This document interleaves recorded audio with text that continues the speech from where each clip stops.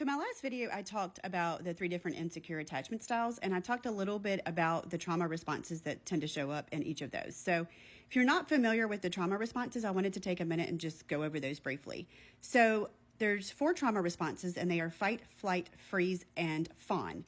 And we go into those whenever our body, our brain perceives a threat. And this is to protect us, and this is to protect our body, protect our mind. And so it does not have to be a real threat. It could be a perceived threat. It could be a trigger or a thought that takes us back to a place of trauma. But our body does not know the difference between a real threat and a perceived threat. So whether there's an actual lion chasing us through the woods, or we have a thought that tells our body that we need to protect our body, or a strong emotion that tells us we need to protect ourselves, our body's going to react the same, and there's going to be chemicals that are going to be flowing through the body that lead us into one of these 4 trauma responses. The first trauma response that we see is fight, and that is exactly what you would think. This happens a lot of times with a fearful avoidant, and their go-to may a lot of times be fight. So during conflict, they may come out with slamming doors, yelling, lashing out, saying hurtful things, irritability, maybe trying to be controlling, control a situation, but their first go-to is fight it out. Flight is a trauma response that helps us sort of avoid and run from the situation or run from the threat or perceived threat. And so that will look like OCD, being a perfectionist, throwing ourselves into work, workaholics, high anxiety.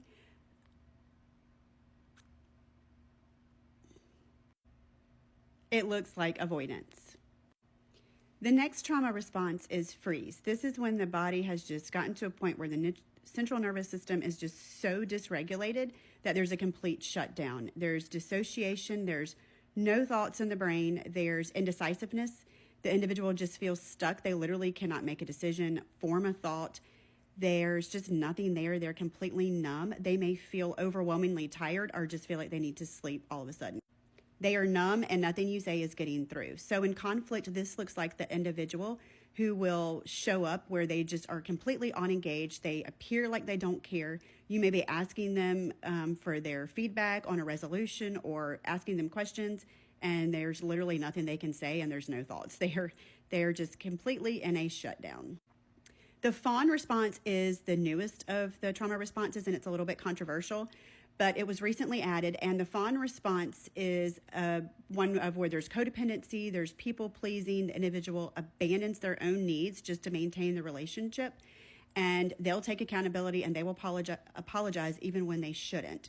So what this looks like in a relationship or a conflict is whenever someone may bring an issue to another person, and usually it's an anxious preoccupied that really is concerned about rejection or abandonment in the relationship. But they will bring up an unmet need or a problem, and then if the other person gets defensive, or maybe they just start second guessing bringing it up, they will all of a sudden start backpedaling. You know what? Never mind. It's not really a big deal. It's probably my fault. Like, I should be able to handle this.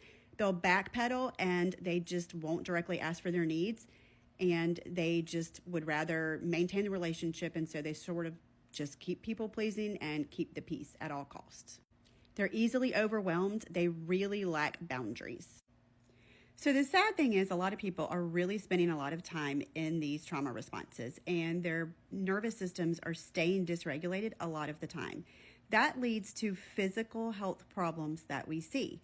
Things like autoimmune type symptoms, chronic migraines and headaches, chronic pain, inflammation, inflammatory symptoms that we see with the skin or the gut.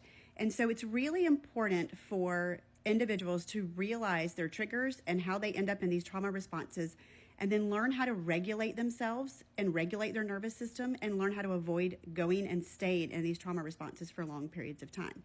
That's one of the goals of attachment coaching. So if you're interested in learning more, keep following.